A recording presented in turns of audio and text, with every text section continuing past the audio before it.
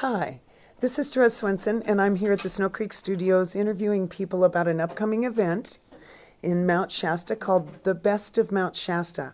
And today I'm interviewing Carla. Charraga.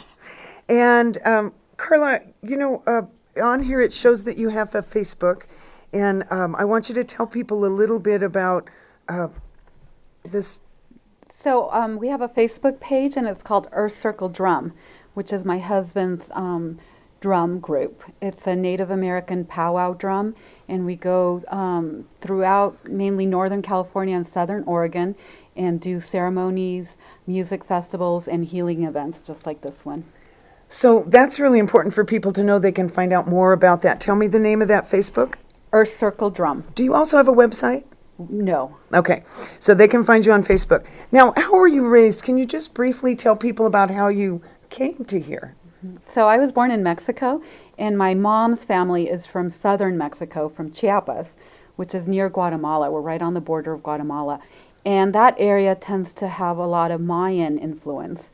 So my grandmother did a lot of healing things just for the family.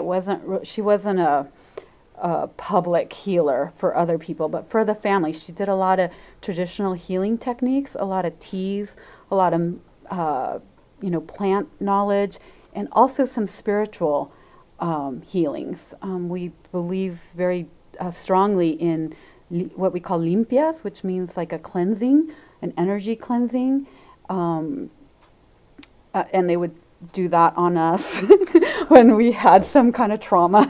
How big was your family? Oh, boy. My grandmother had 10 children. Okay, but what I was leading to with that, I was going to say is, so where you grew up in a family where there was so many ages and you were seeing the way all the people were treated with all the different ailments throughout the family, with the teas, the herbs, the spiritual healing. Well, my grandmother just did it to us, to her grandkids, and to her daughters or sons, and some of them practiced it more and some of them did not. So you were raised then and you came up here, but how did you get involved in this Spirit of the Wind Lodge? So one last thing I want to touch on that is that in Mexico, and especially the part of Mexico that we're from, there's a lot of blending.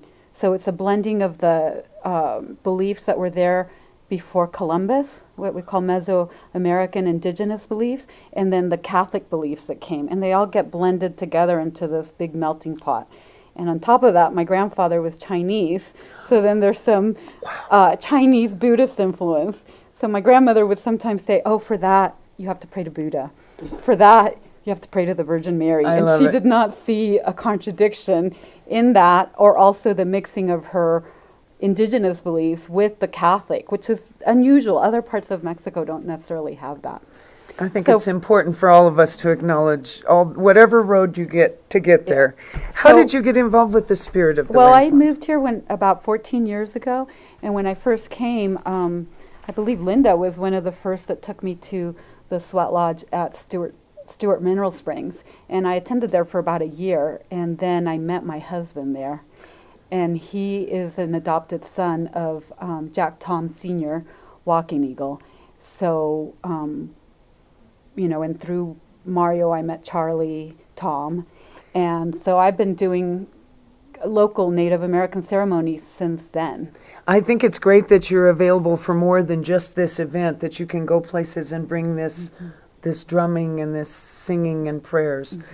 Okay, so just really briefly, we have time to tell what you're teaching about on Friday. So what I want to share is some of the things that my grandmother taught me and some of the things that my aunt taught me. It's interesting because, like I said, different branches of the family passed on that information and some did not, right? So what I want to share is a little bit more about, how we do the cleansings, how that works, and also some of those techniques.